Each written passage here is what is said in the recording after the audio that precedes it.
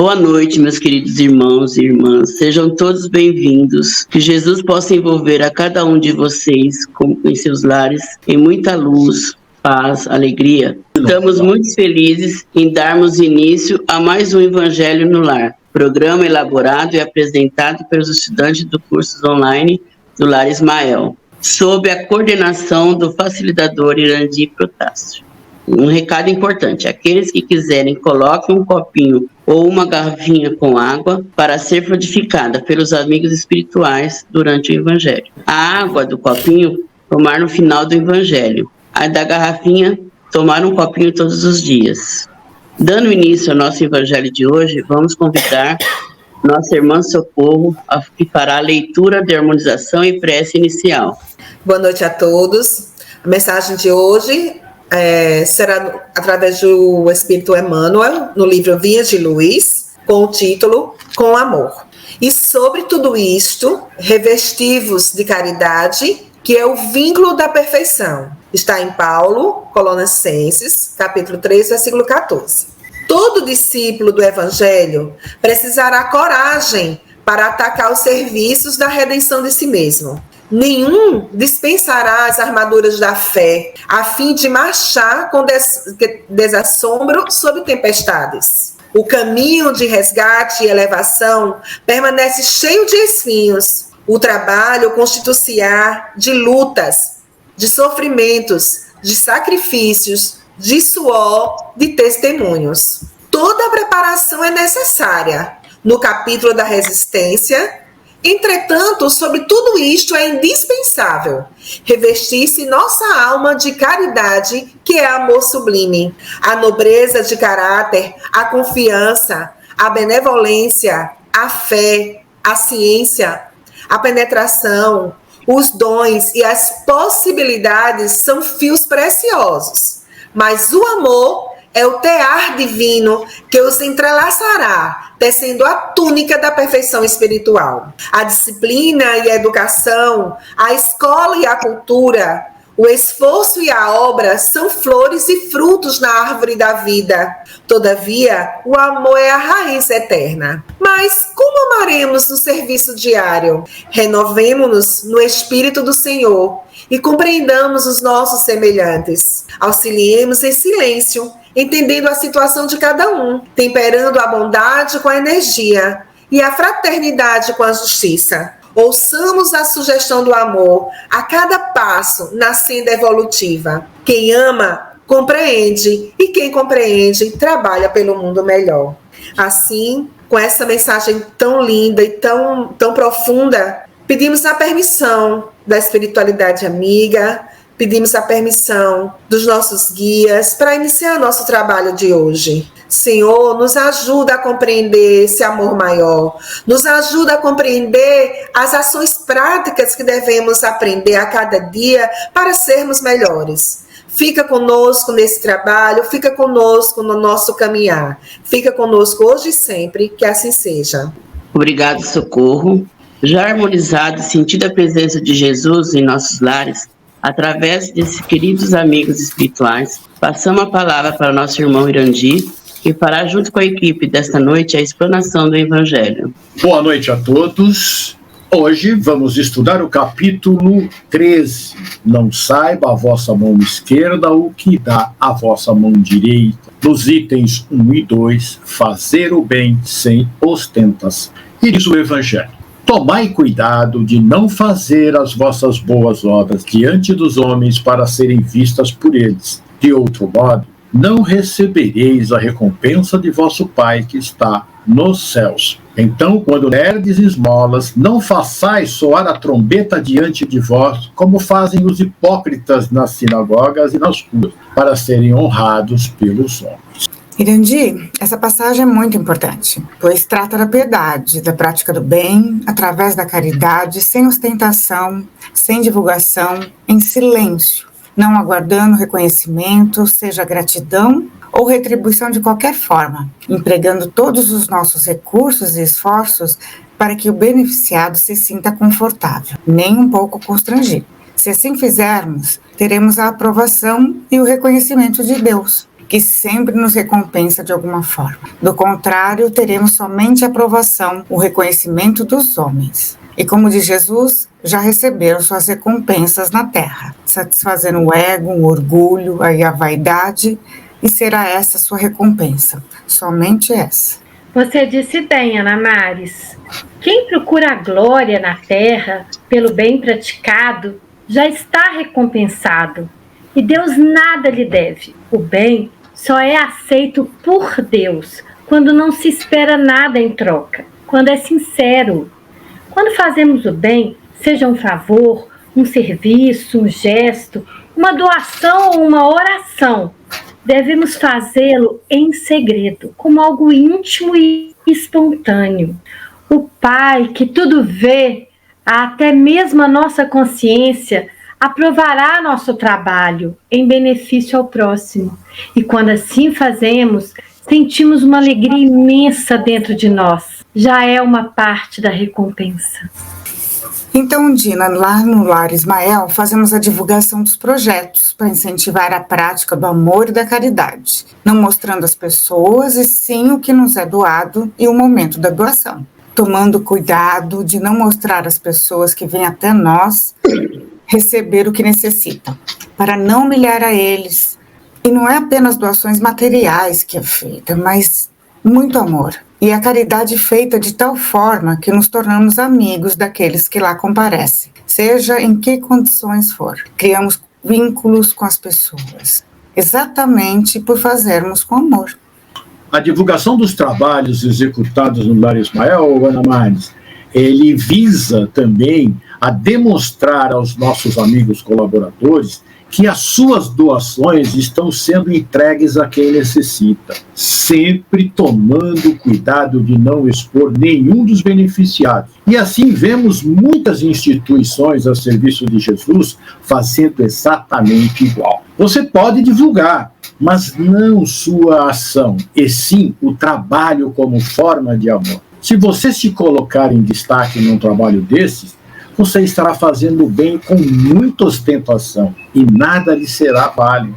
Esse trabalho é para que você desenvolva o amor, não o orgulho e o egoísmo. Divulgue o bem onde você estiver, mas seja humilde, como nos mostrou Jesus, não é mesmo? E dando sequência, então, à leitura do nosso Evangelho, ele diz: eu vos digo em verdade que receberam sua recompensa. Mas quando derdes esmola, que a vossa mão esquerda não saiba o que dá a vossa mão direita, a fim de que a esmola esteja em segredo.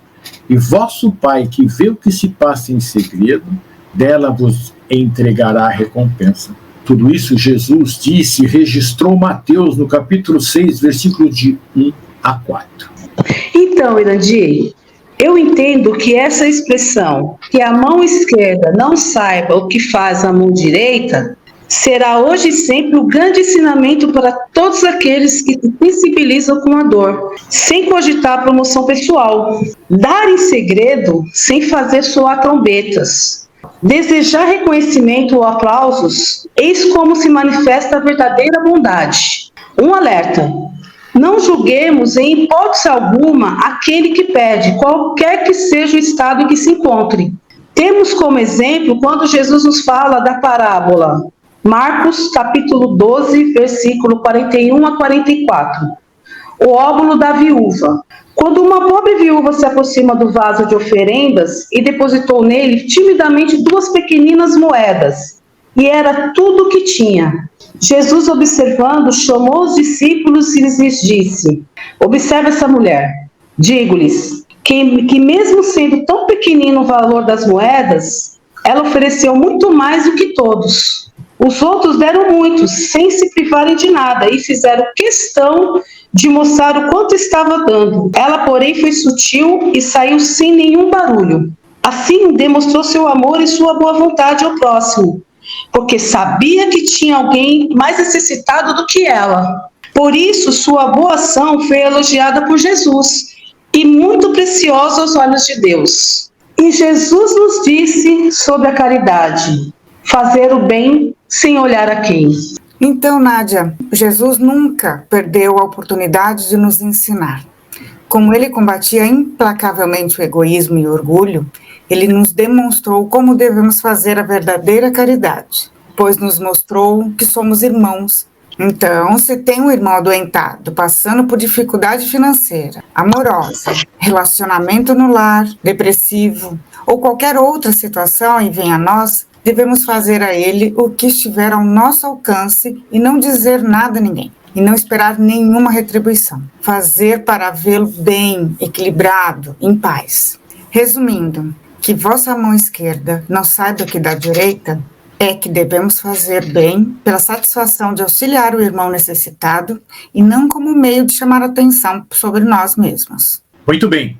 E continuando a leitura do Evangelho, no item 2, Jesus, tendo descido da montanha, uma grande multidão de povo seguiu. E ao mesmo tempo um leproso veio a ele e o adorou, dizendo-lhe: Senhor, se quiserdes, podereis me curar. Jesus, estendendo a mão, tocou-lhe e lhe disse: Eu quero, estais curado. E no mesmo instante a lepra foi curada. Então Jesus lhe disse: Guardai-vos de falar disso a alguém, mas ide vos mostrar aos sacerdotes, e oferecei o dom prescrito por Moisés, a fim de que isso lhe sirva de testemunho. Está em Mateus, no capítulo 8, versículo de 1 a 4.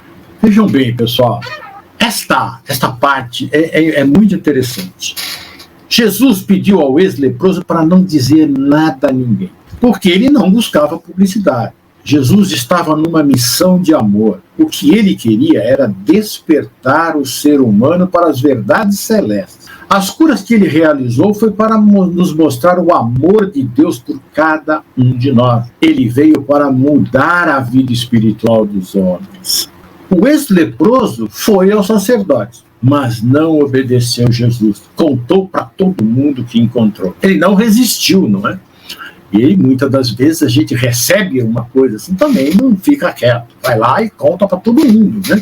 Jesus sabia que a publicidade sobre tais milagres poderia dificultar a sua missão e desviar a atenção pública da sua mensagem. Marcos registra que isso foi exatamente o que aconteceu. Devido à excitação desse homem, né, por ter sido milagrosamente curada, ele o desobedeceu. Como resultado, Cristo teve que distanciar o seu ministério da cidade às regiões próximas. Ele teve que sair da cidade porque ele ia causar um grande tumulto na cidade.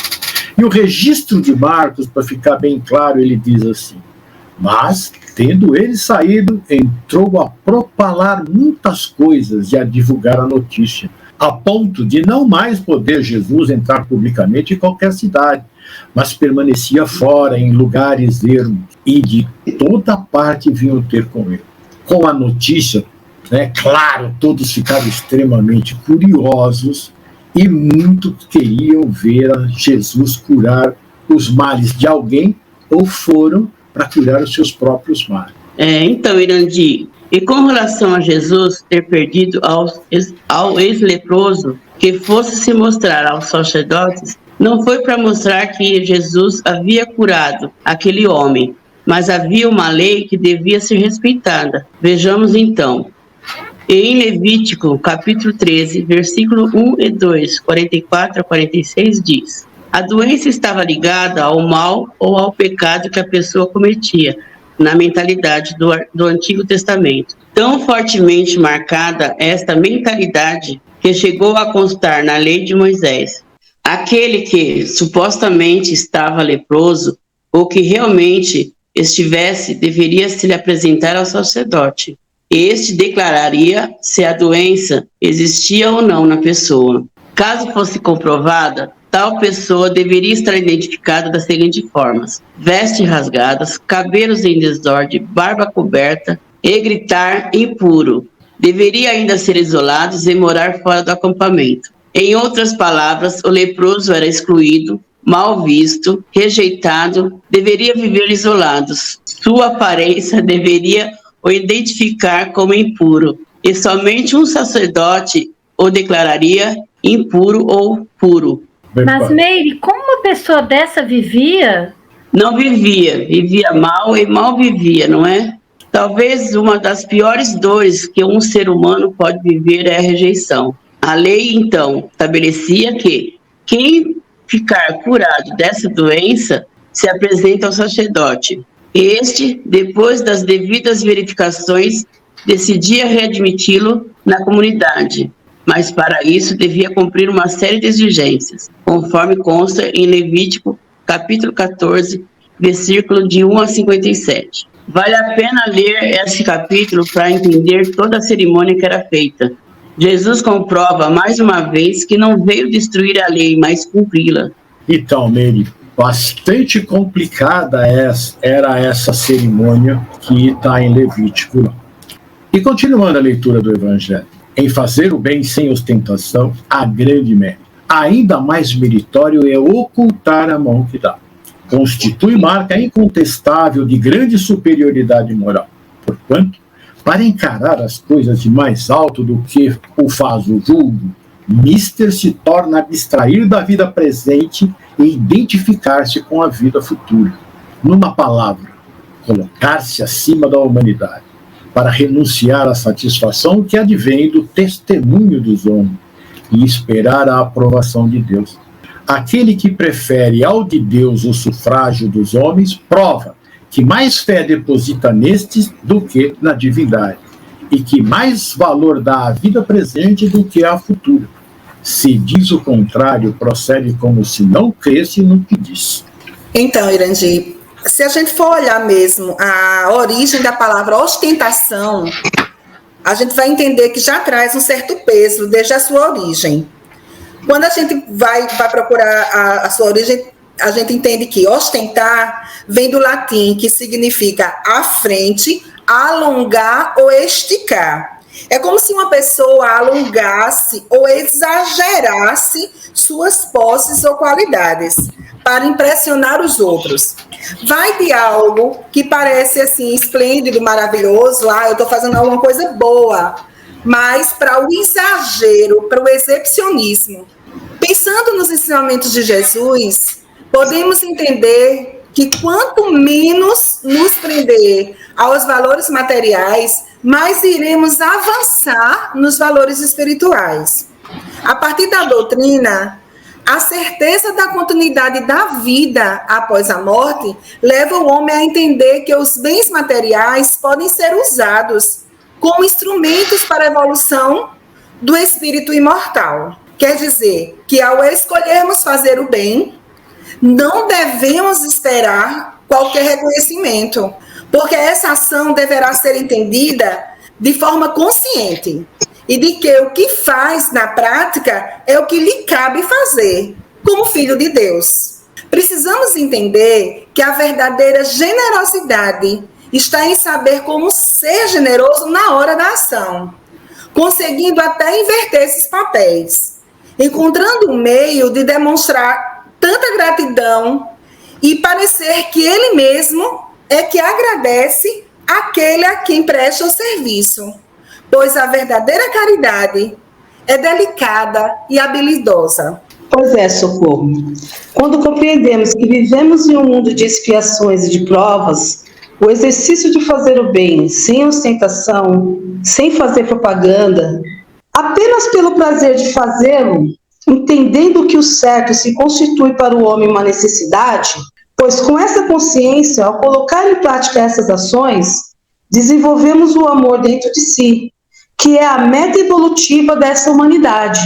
Então, Nádia, devemos fazer o bem, porque isso vai nos elevar.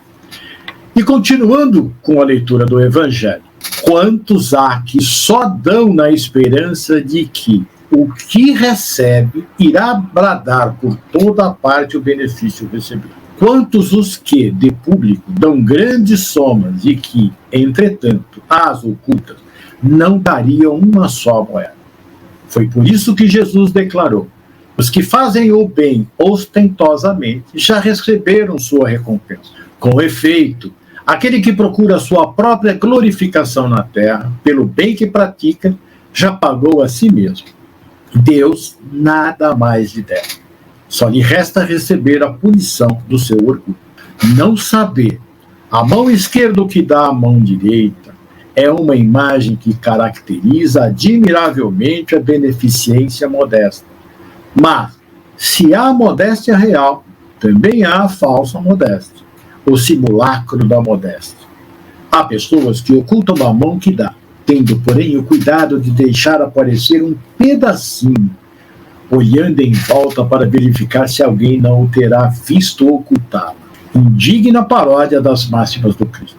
Se os benfeitores orgulhosos são depreciados entre os homens, que não será perante Deus? Também estes já receberam na terra sua recompensa. Foram vistos, estão satisfeitos por terem sido vistos. É tudo o que terão. Olha, Irandi, se formos atrás de saber o que é modéstia, vemos que a palavra modéstia tem por significado a ausência de vaidade em relação ao próprio valor, às próprias realizações, êxitos, etc. Despretensão. Então, como a própria palavra diz, a modéstia real é aquela em que a pessoa auxilia o seu próximo sem nenhuma pretensão de mostrar a ninguém o que está fazendo, sem também humilhar aquele que está ajudando. Faz o que faz por amor, por empatia, por ser naturalmente bom. Já a falsa modéstia é aquela pessoa que finge, que não se importa que outros saibam o que está fazendo, mas que, na verdade, quer que todos saibam o que ele fez de bom ao próximo e que o julguem por estas ações como uma pessoa virtuosa. Ondina, como é importante a gente entender sobre isso, né? Deus tudo vê. Quando a gente entende que Deus tudo vê e tudo sabe, e que distingue o falso do verdadeiro, pois realmente a intenção é o que realmente importa, a gente precisa entender isso na prática. O que ajuda aquele que ajuda de coração puro, mesmo com muito pouco, vale muito mais para Deus do que qualquer outro que possa ajudar com benefício próprio, mas com um coração muito vaidoso. Então, o que vale realmente é a questão da intenção. Exatamente isso, Socorro, Ondina e todas vocês e todos que estão nos vendo e ouvindo. Hoje aprendemos que desinteresse é desapegar de qualquer coisa. De um muito obrigado, Deus te pague. É o auxílio que dá prazer em ser útil de alguma forma. É como nos ensinou Jesus, ajudar e passar, levando adiante o benefício que aliviará a quem se der. É a verdadeira caridade, onde o beneficiado não sente que está recebendo, ele não se sente humilhado. É a passagem do Evangelho sobre os infortúnios ocultos. Quando o beneficiado for lhe agradecer, diga apenas, não conte a ninguém, como disse o Cristo ao leproso. Muito bem, terminamos assim essa leitura e explanação do Evangelho, passamos a palavra para Meire. Irandi, foi muito bom nosso Evangelho desta noite. Vamos pedir agora a nossa irmã Ondina para fazer a nossa prece final. Vamos fechar os nossos olhos. Agradecemos ao nosso Mestre Jesus e à espiritualidade amiga que está conosco hoje, nos auxiliando e nos intuindo.